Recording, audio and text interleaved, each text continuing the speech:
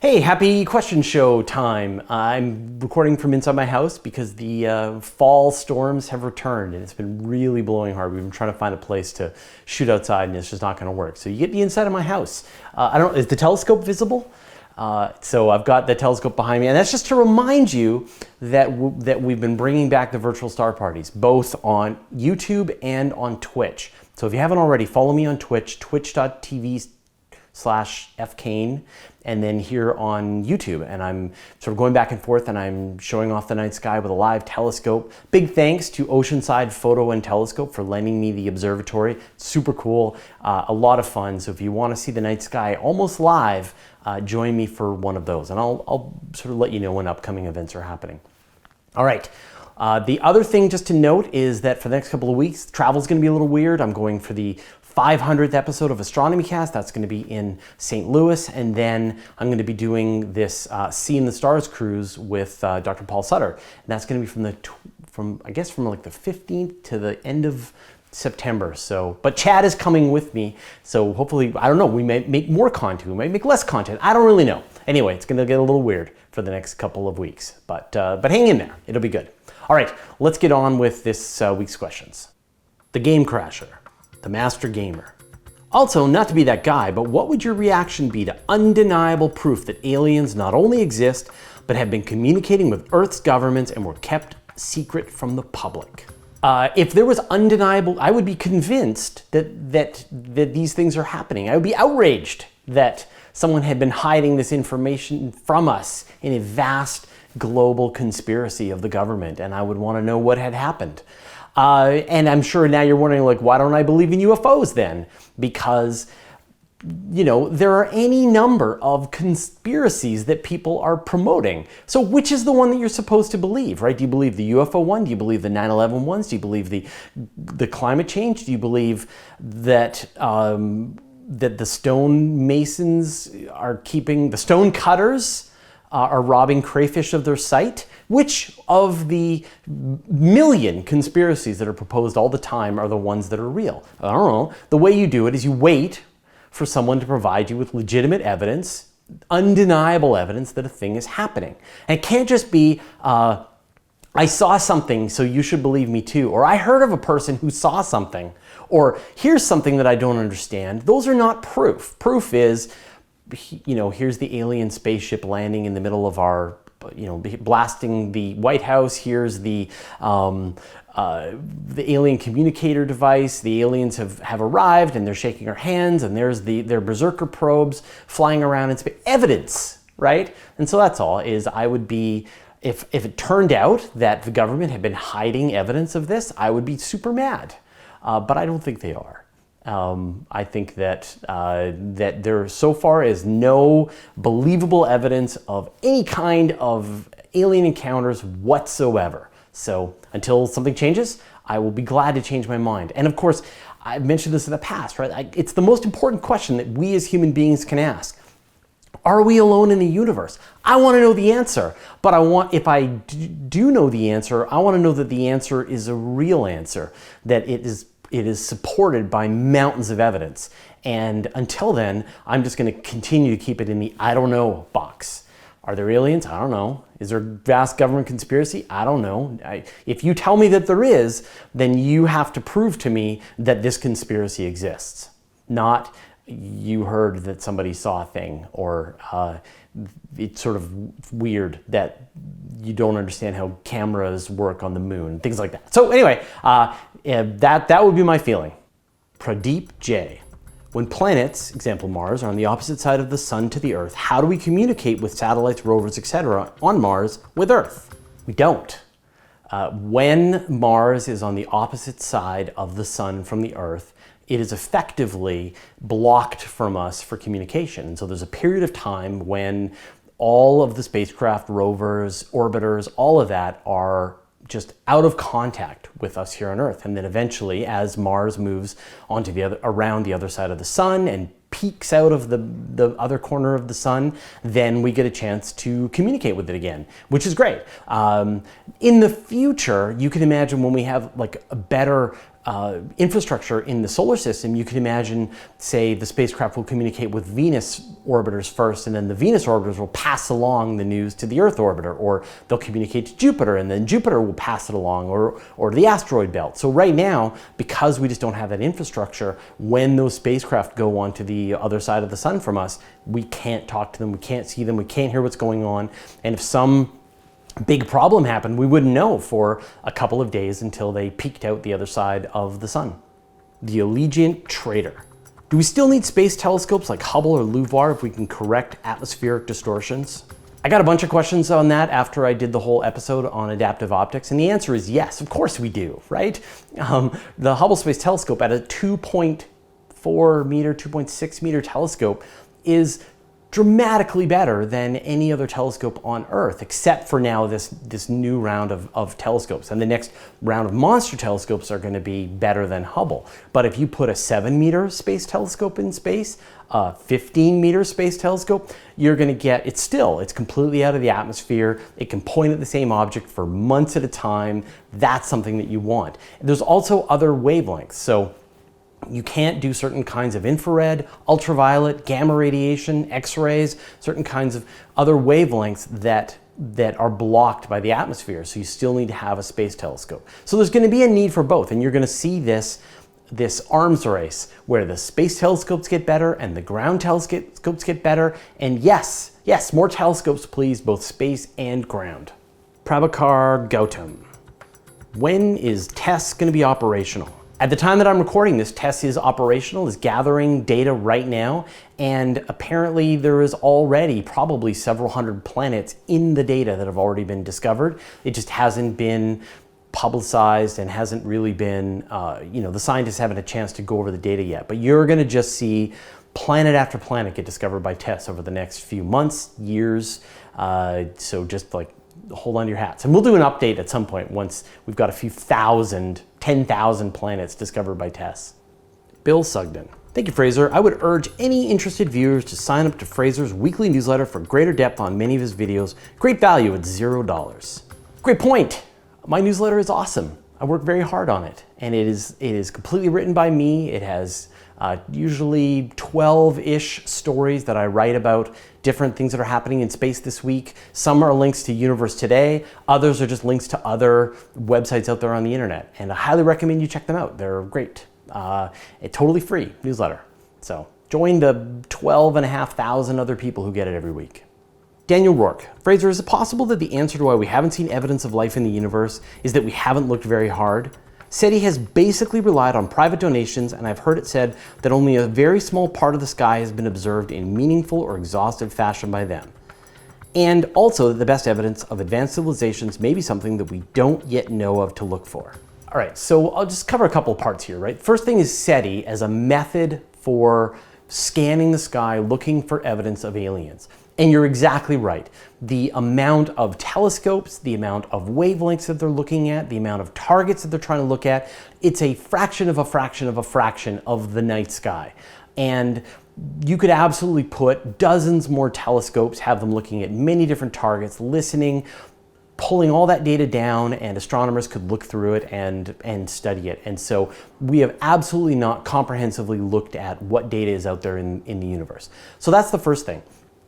But, back to some of the videos that we've had in the past where when you think about how aliens would work, an alien civilization would work, that they would colonize their own star system, they would build self-replicating robot probes, those robot probes would go to other star systems, they would colonize these other star systems, turn them into more robot probes, and there would be robot probes across the entire Milky Way.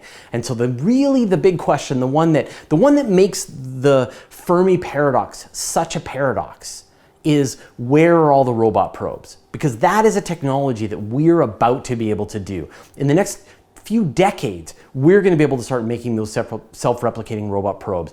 100 years from now, we'll be able to send those probes to other star systems. So if we can do it, why hasn't anyone else done it? Now, you asked this question of why isn't it something that we just don't understand how to look at? Well, that's a perfectly good possibility, but sort of the assumption is we live in the universe with these other alien species and they have the same constraints that we do. They have energy from their star. They would have to use raw materials from asteroids and planets and gas giants and things like that. And so you would expect to see things that are here. Now, obviously, they could be powered by pure thought alone or the power of dreams. And if so, then we won't be able to detect them at all. And it'll require us, many more thousands of years before we realize that the aliens were all around us all along. But, an ant doesn't understand human beings, but an ant sure knows we're here, and vice versa. So, because we rely on the same resources that the ants do. We use the plants, we use ground, we use rock, sand, and so we fight ants for resources, which is why there's so many exterminators. So I think that we would see them, or the goal is to detect that expansion. And every time you wonder, like, why would there not be aliens? You look at what we're about to do and you say, well, they would probably be able to do what we're able to do. So that's where the paradox is. And that's why it's so compelling. Colin Forrest, quick question, Fraser. Hypothetically, can a black hole travel faster than light? I understand it's just a super dense star at its heart, but because of its natural warping of space-time, can this theoretically work as a natural warp drive? No. Nothing can move through space faster than the speed of light, including a black hole, no matter how much it warps space-time. Black holes, at the end of the day, are still a mass attempting to move through space-time, and they can't move faster than the speed of light. What's kind of amazing is that black holes can collide with each other, and one gets kicked out and can be moving, say, relativistic speeds, 10% the speed of light, things like that.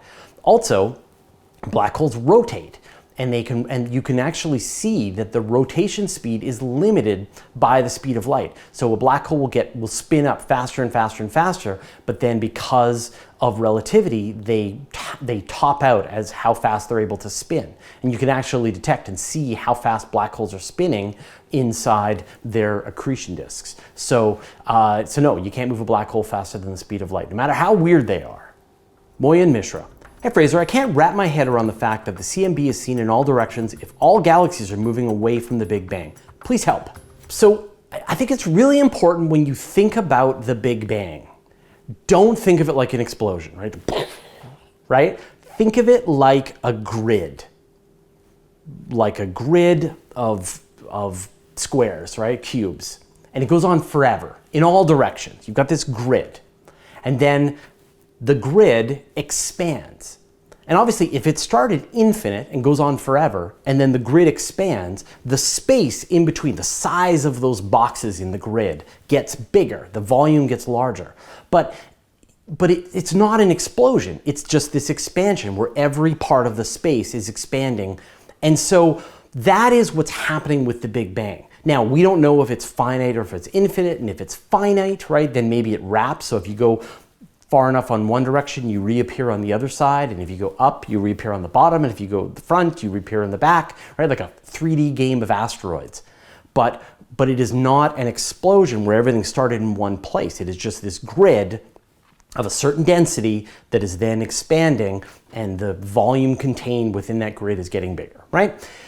And so then the CMB, and this is the part that's so baffling, is that when you look back in time to 13.8 billion years ago, you're seeing this time when the grid was really small, where everything in the universe was so dense, it was so hot that light couldn't escape. But it still could have gone on forever, right? It would just be infinite in all directions, but this grid that's really tightly packed together.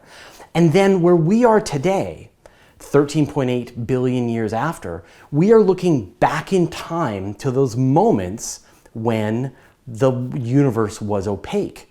But all of those regions have been carried away from us, and now they're like 46 billion light years away, and the light has traveled for 13.8 billion years. And so we're not seeing this, when we look in all directions, we see the CMB, we're not seeing the wreckage of the Big Bang as it's slowly expanding away from us. We're seeing backwards in time to this moment right after the Big Bang, or 100,000 years after the Big Bang, or 300,000 years after the Big Bang, where the light could finally get out.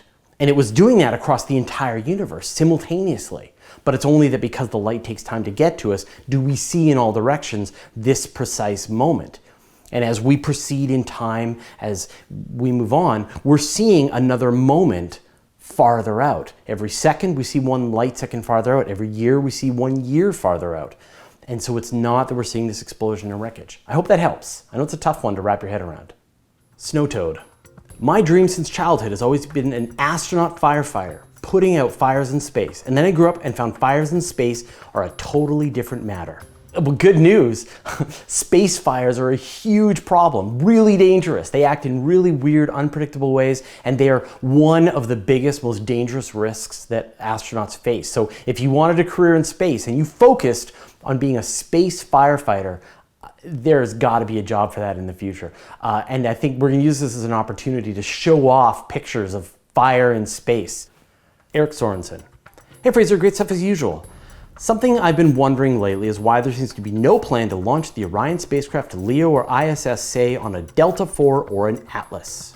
So the Orion actually has flown the first test flight of the Orion capsule. This is, of course, the new capsule that is going to send humans out beyond the Earth orbit, out beyond the lunar orbit, potentially, to help build the deep space gateway and potentially go to asteroids and sort of set the groundwork for going to Mars. The first Orion capsule has already been sent on a test mission. I believe it was launched on a Delta IV Heavy. So a Delta IV Heavy or an Atlas Heavy, they can both carry the Orion, but to really go anywhere and do anything useful with all of the additional stuff, you want a bigger rocket, and that's why the SLS is being developed. The other thing is that the Delta and the Atlas aren't human rated, so they're not designed with all of the safety precautions to take humans into space. And so NASA is going after sort of two different plans. One with SpaceX, with the Crew Dragon, and with Boeing, with the Starliner, to send humans to the International Space Station with this very specific, smaller rocket, smaller capsule. Its only job is to send people to the space station and let them get on board and then away to come home when they need to. While the Orion is a much bigger, longer-term vehicle that's designed to help astronauts handle the demands of deeper space. And that's going to take a much bigger rocket, the Space Launch System. And so that's the whole rationale. Now, is it the best rationale? Probably not, and especially as we're seeing the Falcon Heavy and potentially the SpaceX BFR. But right now, until those other launch platforms come to market and are able to be demonstrated to be safe for humans, NASA is going to continue to develop the SLS with the Orion on top and start doing their test launches that way, because they're not going to wait. Ford Nikita Bullion. What if you find gold or oil on the moon? Are you legally allowed to keep it? There's no reason why you can't do it. The Outer Space Treaty, which is the rules that all of the nations, spacefaring nations, came together and agreed upon, was really about stopping weapons of mass destruction being put into space. You can't put nuclear weapons in space. You can't have nuclear-powered super soldiers. You can't have, right, nuclear. That's what they were concerned about. And no mass drivers, and no rods of God, nothing. You can't kill large amounts of people from space. That's really the major goal. And then from that, the Outer Space Treaty was designed to make sure that space was kept as much a research place as possible. If you show up at the Russian lunar base, they have to let you in and they have to let you use their material, because these are places shared for all. But there's no rules that say that you can't extract resources and bring them home. And in fact, recently the United States has developed more specific rules for themselves, saying, let's extract resources and bring them home. But at the same time, it's like possession is 9/10 of the rule. If you can actually build a rocket and you go to space and you can get gold and you can bring it to Earth, or just keep it out in space, someone's got to have to stop you. So I think that's the part that's at the end of the day is going to be the one that really decides it, is whether anyone's in any position to stop you from doing it. But right now, there's no rules that would, but it's definitely a gray area. And I'm sure that as this starts to happen, the nations are going to want to come together and define specifically how resources can and can't be used. But in the beginning, if you test gold asteroids brought back to Earth to crash the world's market, I don't think anyone's going to be that concerned about it. Rosnam. In Dennis E. Taylor's Bobiverse trilogy, the superintelligent others continuously strip planet systems from all the metals they can find in order to build a giant Dyson sphere. Are metals really the only material from which you could conceivably build a stable structure around a star? Would you not be able to mix in the rock and organic material if your goal is to get the structure up and running as quickly as possible? This whole concept of a Dyson sphere, right, is a bit of a misnomer.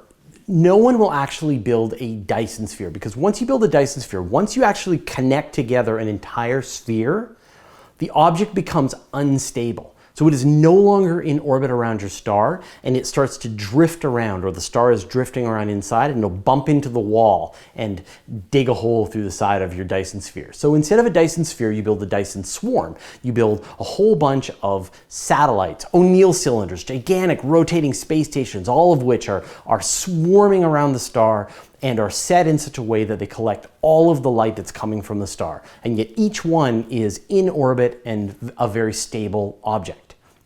What will you build those out of?